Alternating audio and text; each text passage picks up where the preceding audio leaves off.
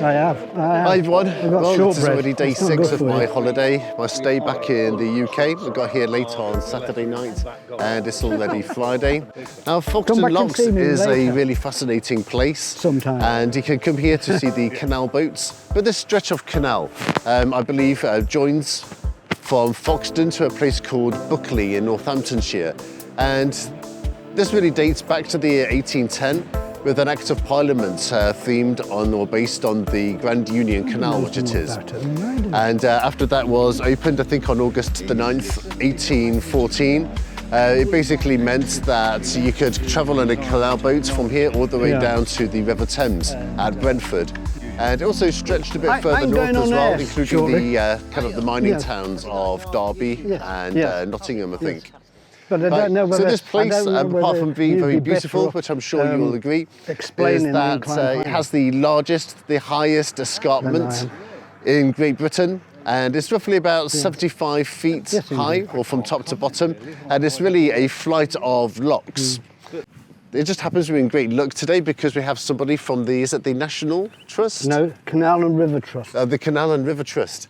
Yeah. Okay, and yeah, it's a pleasure to meet you today. And what's your name? My name's Peter. Yeah, so what kind of got you into? Well, we do fundraising, and I enjoy fundraising. Right. It's important for us because we're losing our grant. Now, our grant goes from 800 million, which we used to have, down to 300 million. Right. That's a big chunk to lose. Right, so what kind of effect has that had? Well, we'll lose some of our canals. Some things won't get mended. The nice places like this will be kept going, but when you get out into sticks, I don't know what's going to happen. Yeah. You can't lose all this. It's been here hundreds of years. It's heritage, yeah. Yeah, it's our heritage, yeah. I always forget that word. It is our heritage. These locks are staircase locks here, so it's one after the other. So it goes like that. And that's what they're called staircases. There's 10 there, split into 5s. And that's the highest and longest in the country. So narrow boats go through there, which are 7 foot wide. They'll go that way. And it takes 3/4 of an hour to do that. That's where the wide beam boats come through here to go into here, go into these big caissons, because they can't go through the locks. And these wheels, there's 10 of them on cables, that drags the boat up. Oh, it's kind of more like a lift. Yeah, it drags you up to the top, then the boats go out through there, and the kiddies run around with the horses, tie up, and bring the horses and boat out, and then they go on to London. And these cables that you can see here, take a look. Wow, stainless steel, they'd have been bigger in those days. Are made of stainless steel, and they have to be replaced every 3 years.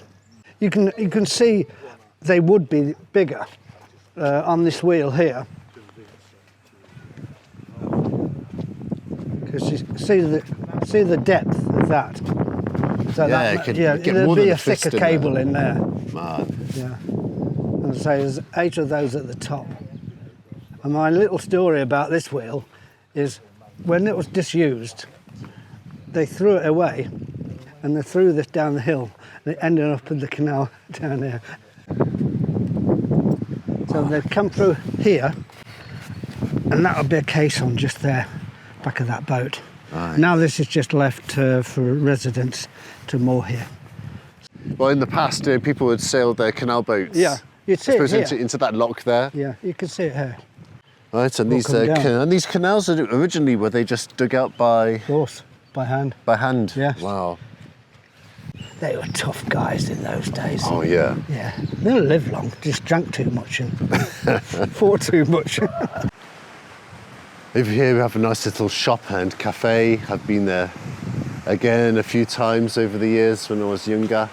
And you can see today, there are people here walking their dogs, just sitting by the canal, having a coffee. It's just feels so idyllic.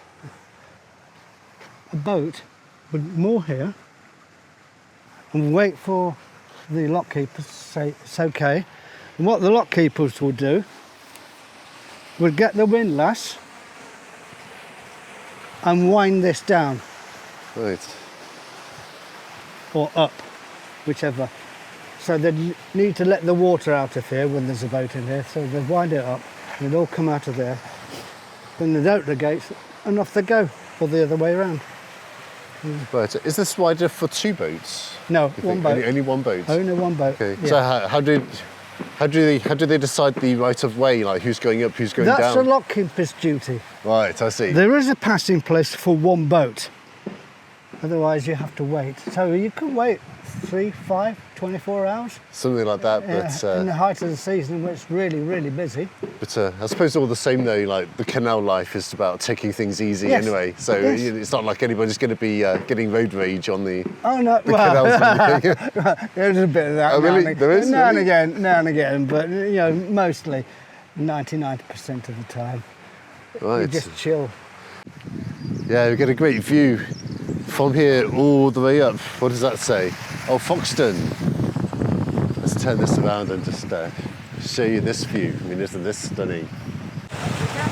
You can have a word with the lock keeper. Yeah, that'd be fantastic. Yeah. I love that. My body Yeah. pump class on a Sunday afternoon. I'll see if I can find a decent lock keeper. Well, here's the boat is coming right now. Yeah. Look. Your assistance may be needed shortly. This guy is doing a blog for China. Yes. He lives there. How much would one of these set you back if you wanted to buy one? What, new? Yeah. New 150,000, 200,000. Okay, It that's not all too bad. depends what you want on it. Yeah. I suppose you can have like a more glamorous one with Oh, yeah, golden yeah, fittings yeah. and all that. Yeah, Right. yeah. Well, you can actually see the boat going down. Look Yeah, at it's this. now going down. But you can really see the difference in water levels. Yes. Now this is going down to that same level as that. This gentleman here is Yeah, from it's pleasure China. to meet you. Right. Yes, and he's doing a blog. Ah, right. I suppose the question I'm most curious about is, could you tell us a bit about the process of letting the boats through? Yeah, unlike most locks, where one lock is separate from another, these are what I call a staircase, where one leads into another. Because of that, for reasons you'll be able to work out on your viewers, you can't have the water going through the gates, which is what normally happens.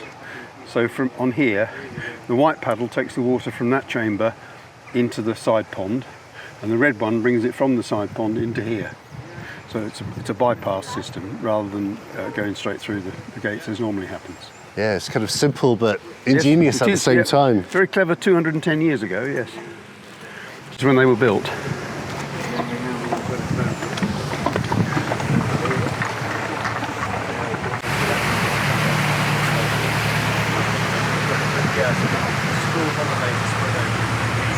Okay, Wow, so if I wanted to be a lock keeper, so what would be the next step? if you apply through the Canal and River Trust, the charity that runs all the locks, all the canals in England, in Wales.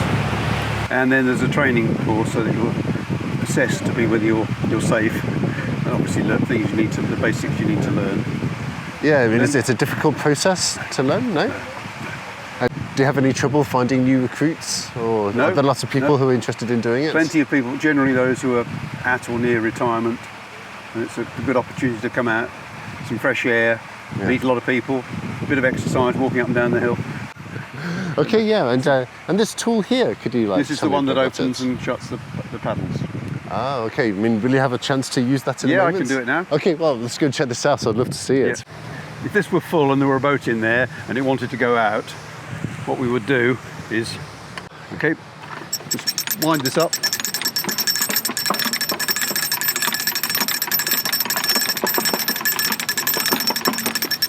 Which opens like a door.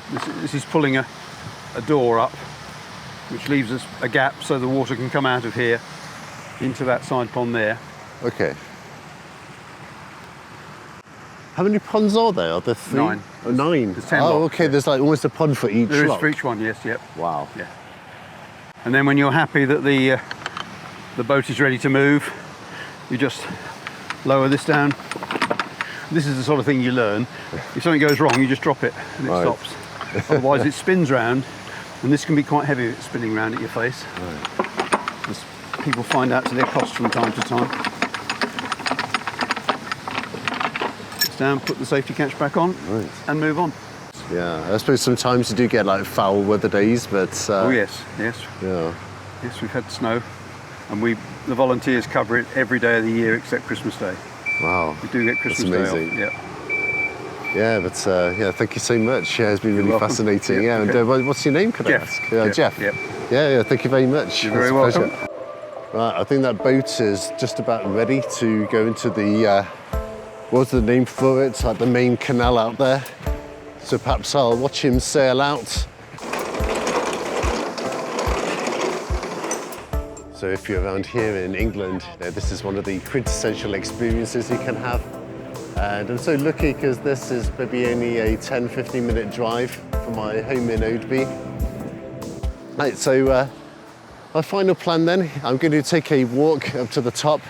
We're going to do this by myself because you know the old man, he had an accident a few years ago. He fell and broke his leg in France, so he can't really, walk too much, especially up steep hills. So let's go up to the top, we'll catch the view there, and then I think that'll do us for today. So as you can imagine, I'm pretty acclimatized to life in Chongqing or the Sichuan Basin. And the air is like very humid up there, but here in the winter in England, it's very dry. So you might be able to hear my voice is a little bit croaky. And I really had this from day one. I mean, I've been fine for like years and years, but I'm just trying to put my finger on the exact reason. I mean, one, it could just be I'm not used to the dry air, but the other one as well, I remember on the flight back, about an hour before we landed, they sprayed the whole plane with bug repellent or bug killer or something. I don't know what the exact word for it is, but I'm sure that's not too healthy. Okay, let's just put a head around here. I don't think anybody will object. Right, so this is like a kind of bookshop, and I suppose whatever earnings they make from this place kind of gets donated to the upkeep of Foxton Locks. What do we have here? This is the Canal Stable Discovery Room. What's this about? From 1814, these stables were a regular stop-off point for working horses after a long, tiring day towing heavy boats. Why not take the weight off your feet, step inside and find out about the lives of boat horses on the canal? Sounds good to me.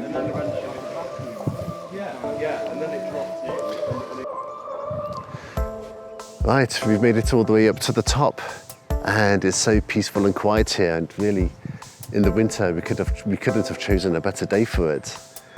I'll have to get my bearings right. I mean, I suppose then if you head that way you can go towards London, and the Grand Union Canal is down there, so technically you could head up to Derbyshire. But anyway, like I said, this is it's day 6 of my stay back in the UK. I have still got the best part of a week, I suppose, and over the next few days we should have a chance to fit in one extra vlog, I think, at least. And if you have time on your hands when you come to England, there are really a lot of these like little gems that are really worth coming out to explore. So again, I really hope you've enjoyed this vlog, and stay tuned, and I'll try to bring you another one very soon. Okay, so from here, thank you for watching. Don't forget to subscribe if you're interested in what you've seen so far, and I will see you again very soon, okay?